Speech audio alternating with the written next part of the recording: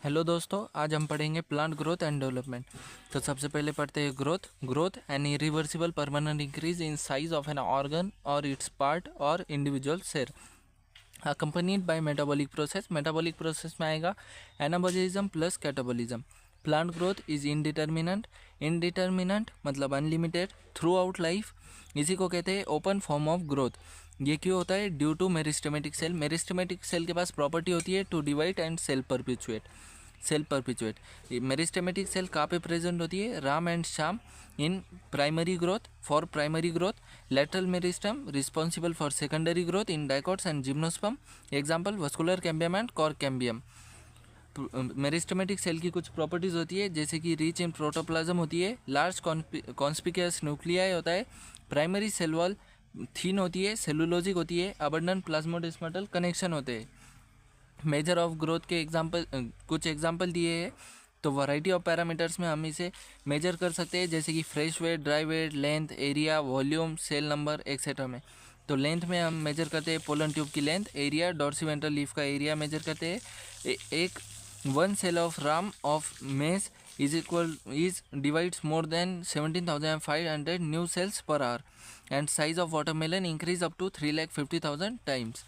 Phases of growth होते हैं 3 होते हैं। पहला meristematic, second elongation and third maturation. Region of growth 4 होते हैं। Region of root cap, region of meristematic activity, region of elongation, region of maturation.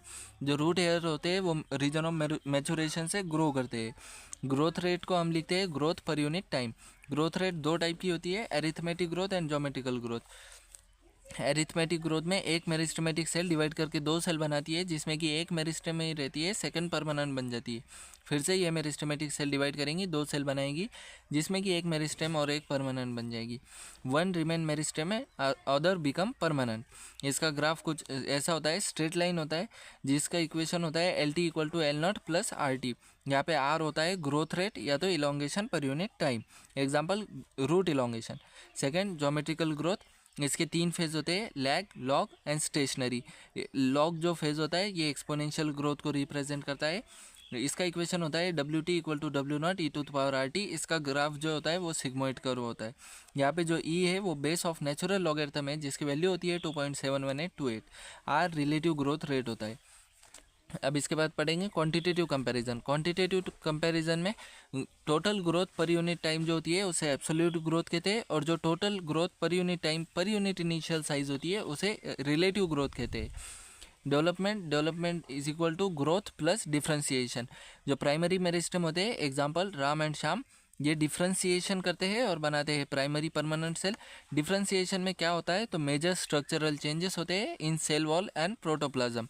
Primary permanent cell के example होते हैं parenchyma, collenchyma, sclerenchyma. Primary permanent cell dedifferentiation करती है और secondary meristem बनाती है जिसके एग्जाम्पल होते हैं interfascicular cambium and cork cambium. Secondary meristem redifferentiation करता है और बनाता है सेकेंडरी परमानेंट सेल जिसके एग्जाम्पल है secondary xylem, secondary phloem, secondary cortex and cork. Plasticity एक स्पेशल केस होता है। Plasticity different pathway to respond to environment और डेवलपमेंटल फेजेस। 2 टाइप की होती है जिसका एग्जांपल है हेट्रोफिली। 2 टाइप की होती है, developmental heterophylly and environmental heterophylly. Developmental heterophylly में आता है कॉटन, कोरिएंडर, लार्कस्पोरा, और इन्वायरमेंटल हेट्रोफिली में बटरकप का एग्जाम्पल दिया है। इसके बाद हम पढ़ेंगे पीजीआर में पहला है ऑक्सिन जो कि डेरिवेटिव होता है इंडोल एसिटिक एसिड का। इसकी डिस्कवरी की थी Charles Darwin and his son Francis Darwin ने। इन्होंने क्या ऑब्जर्व किया था? फोटोट्रोपिज्म इन कैनरी ग्रास। इसके बाद FW वेंड ने फर्स्ट टाइम आइसोलेट किया था from coleoptile of oat seedling, first isolated from human urine. Natural auxin जो होता है वो होता है इंडोल एसिटिक एसिड और इंडोल ब्यूटेरिलिक एसिड। सिंथेटिक होता है नेप्थेलिन एसिटिक एसिड 2,4-D जो कि हर्बिसाइड यूज़ होता है, extensively used in agriculture and horticulture. इसके इफेक्ट के लिए याद करने के लिए एक ट्रिक है, RCC में APG फूल पाइनएप्पल का पकड़े हंस के आपकी एग्स देखे, जैसे कि rooting, callus formation, cell division, apical dominance, phototropism, geotropism, फूल पाइनएप्पल यानी फ्लावरिंग इन पाइनएप्पल। P से पार्थेनोकार्पी, S से हर्बिसाइड 2,4-D, आपकी में A एप्सिजन जो कि प्रिवेंट इन अर्ली स्टेज करता है ऑक्सिन और प्रमोट इन ओल्डर स्टेज, और X D से जाइलम डिफ्रेंसिएशन।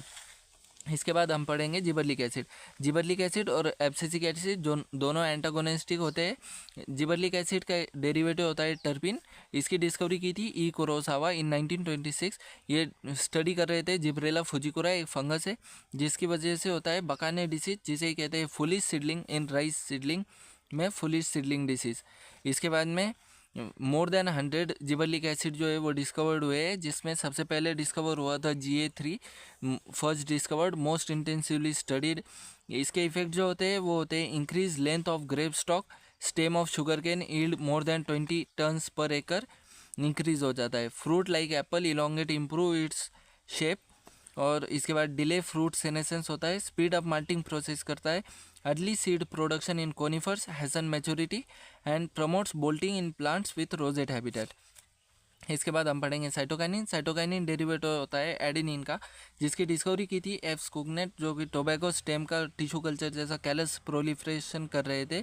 तो उन्होंने देखा कि जब vascular tissue extract, east, coconut milk, DNA ये जब डालते हैं तो कैलस प्रोलिफ्रेट कर जाता है। इसके बाद मिलर ने 1955 में आइडेंटिफाई किया था काइनेटिन जो कि मिला था उन्हें ऑटोक्लेव्ड हेरिंग स्पर्म DNA से मॉडिफाइड फॉर्म ऑफ एडेनिन। ये सिंथेटिक होता है काइनेटिन। नेचुरल जो होता है वो जियाटिन होता है, जो कि कॉर्न कर्नल और कोकोनट मिल्क से रिमूव किया जाता है। उसके बाद synthesis, region of rapid cell division, राम शाम, डेवलपिंग बर्ड और यंग फ्रूट के अंदर साइटोकाइनिन हमें मिलता है। प्रमोट करता है सेल डिवीजन को, प्रोड्यूस करता है new leaves, chloroplast in leaves, lateral shoot की ग्रोथ करने में हेल्प करता है, एडवेंटिशियस शूट फॉर्मेशन में हेल्प करता है, ओवरकम करता है अपाइकल डोमिनेंस को, डिले करता है लीफ सेनेसेंस और न्यूट्रिएंट मोबिलाइजेशन में भी हेल्प करता है साइटोकाइनिन। ये तीन जो थे ये थे growth promoting, abscisic acid growth inhibitory, ethylene दोनों जैसा भी काम करता है पर ये ज़्यादा मेजरली ग्रोथ इनिबिटर जैसा काम करता है। एब्सिसिक एसिड जो कि एंटागोनिस्टिक है जिबरलिक एसिड को, मतलब दोनों उल्टा उल्टा काम करते हैं। तो डेरिवेटिव होता है एब्सिसिक एसिड कैरोटिनॉइड्स का। डिस्कवरी हुई थी 1960 में। 3 इंडिपेंडेंट रिसर्च हुए थे, जिसमें तीनों ने कहा था इनहिबिटर बी, एब्सिजन 2 और डॉर्मिन, ऐसे 3 नाम दिए थे। ये तीनों भी अलग अलग नहीं, एब्सिसिक एसिड को ही दिया गया था। इसके बाद इनहिबिटर, ये काम करता है इनहिबिटर जैसा, प्लांट मेटाबॉलिज्म और सीड जर्मिनेशन को इनहिबिट करता है। इसे स्ट्रेस हार्मोन भी कहते हैं, क्योंकि क्लोजर ऑफ स्टोमेटा करता है जब वाटर स्ट्रेस कंडीशन होती है, टॉलरेंस करता है वाटर स्ट्रेस को, और एब्सिजन करता है सीड लीव्स का, और प्रमोट करता है डॉर्मेंसी को। Ethylene most widely in agriculture ethephon है, और डेरिवेटिव होता है गैसेस का HH कॉजिन। इन 1910 में ऑरेंज और वोलेटाइल सब्सटेंस इथिलीन निकलता है, जो कि बनाना राइपनिंग में हेल्प करता है। मेजर सिंथेसिस पॉइंट है senescence part and ripening of fruits. इसके जो काम होते हैं वो क्या होते हैं, break seed and bud dormancy, rapid internode elongation, deep rice plant जो होते हैं, डीप वाटर राइस प्लांट, इसके अंदर रैपिड इलोंगेशन करता है इंटरनोड की, इनिशिएशन करता है फ्लावरिंग को, सिंक्रोनाइजिंग फ्लावर करता है, induce flowering in mango, abscission of fruit and flower का एब्सिजन कराता है, promote flower in cucumber, female flower को प्रमोट करता है कुकुम्बर के अंदर, और जो है तो एब्सिजन कराता है फ्रूट्स का, कॉटन, चेरी और वॉलनट का। Thank you.